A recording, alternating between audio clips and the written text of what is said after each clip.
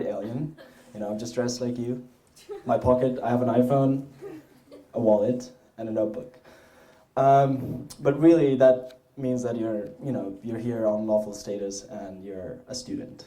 But I have some messages about that and the way the United States immigration policy terms other people and the restrictions that apply to them. But more than that, today I'm here to talk about a few narratives from my life and the lives of the others that have been affected by wars and they have immigrated. I don't really recount a memory of myself being in the horrible situations that you heard in the poems or anything, but I know of people who have, and I would wish to be a voice for them. When I was 2 years old, the war in Afghanistan broke out between the Taliban and what the war had already started for 15 years. But at that time, the Taliban came in, and my dad was, as a doctor, he was working for an American health organization, prime target for the Taliban for assisting what was called infidels. So we had to escape the country and go to Pakistan, and I was 2 years old then.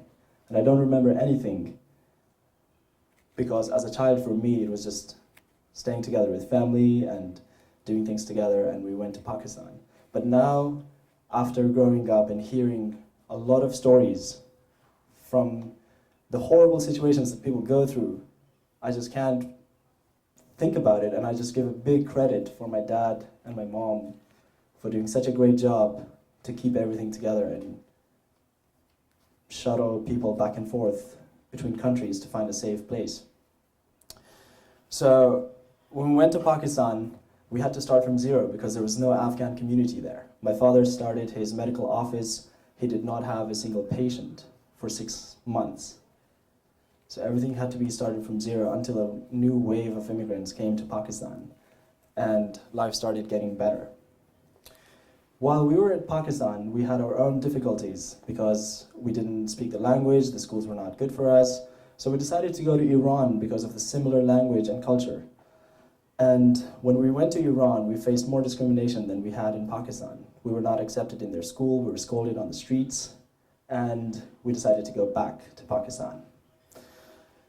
And while we were at Pakistan, we were lucky enough through the donation of the Japanese government, there was a school for immigrants. So I started going to school, but my father was in constant search of finding another place.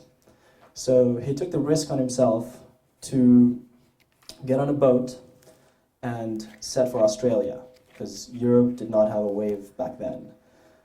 And when he was on this journey, for 9 months, we did not hear back from him. We would have strangers come at the door, knock on our door and say, "Did you hear about that ship that wrecked and drowned? I think your dad was in that."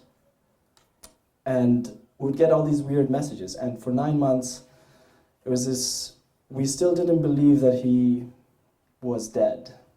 And eventually one day, we received a call, and it was the best day in my life still. But what I want to talk about, 3 years ago, I was in the United States in a high school in New Mexico, and it was in my senior year, and life is going great, and doing everything as a student like everybody else. So I got an opportunity to go to London for the first time, and this was for a conference that was for about a week. And I knew back then I had a single entry US visa. Basically, what that means is that every time you leave the United States, you have to get another visa. And there's a huge uncertainty to getting a visa. So despite that, I said, why not? It's a free trip to London. They're paying for everything. Let's just go on this. So I welcomed this uncertainty, and my advisor was saying, "Are you sure?" This, in consideration with my first time coming to the United States, it took me 6 months to get a US visa for an exchange program. And I only had 2 weeks in London, 1 week at the conference and the other week during Thanksgiving, where I just wanted to pose in front of red telephone boxes like everybody else. So I go to London. The first day I land, the next day, the first thing that I want to do is get myself to the embassy, do the interview, because I know it's going to be a hustle, and see that I get my visa. And I go to the embassy, it's a room packed with 400 people, and the first thing the lady says, she's like, your visa is going to be delayed. So I'm like, all right, I was kind of expecting that.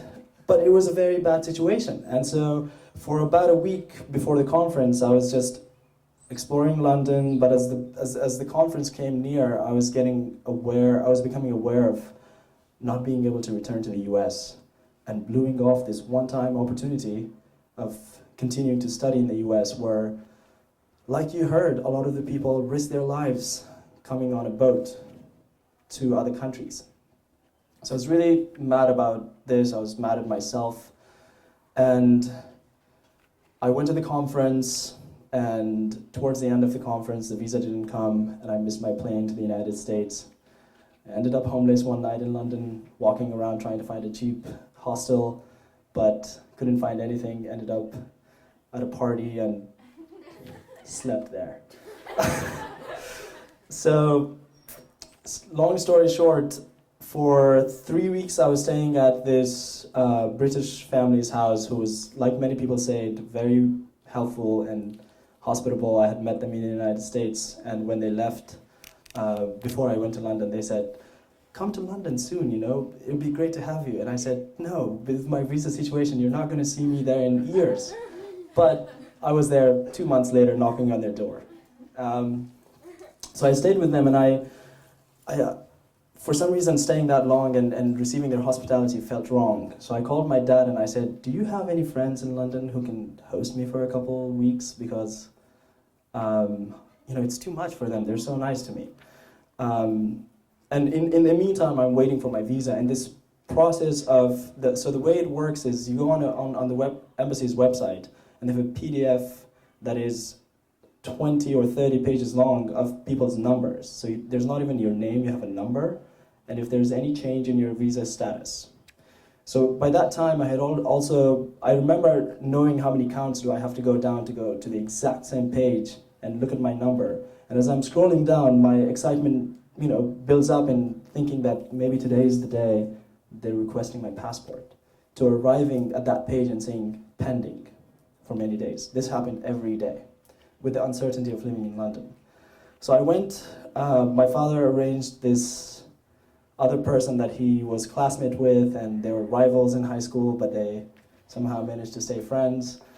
So I went and stayed with him, but through that time I met my unlawful resident in Britain who had immigrated through Europe, going over many countries, risking his life, like you heard in much of the rest of the stories today, and he was still didn't have a visa, and he was living uncovered, you know, without any paperwork, and he had to also work. So he was doing a lot of black market jobs, like delivering ads to people's houses, and oftentimes getting scolded by the households. And I remember for one day when I met him first, I did not speak a word, and we talked for 12 hours max. Because being him and going through a lot of those horrible situations, he did not, and being an unlawful resident, he did not have anybody to talk to about these things. And it had built up inside him. And that's the day when I realized how important it is for us to hear the stories of those who have come through such dangerous ways to get there, and then to still be unable to talk about who they are and what their hopes are in the new country.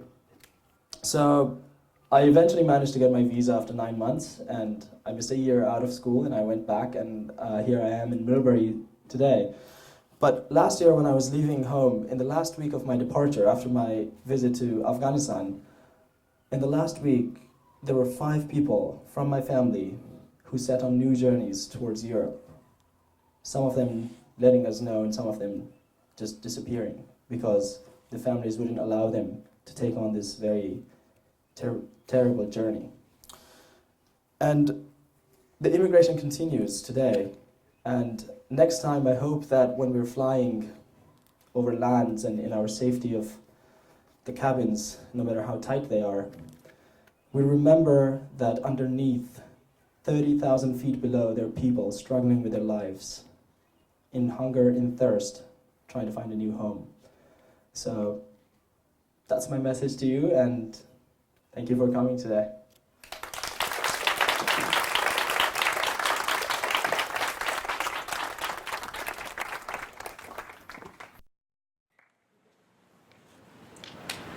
Thank you to Farid.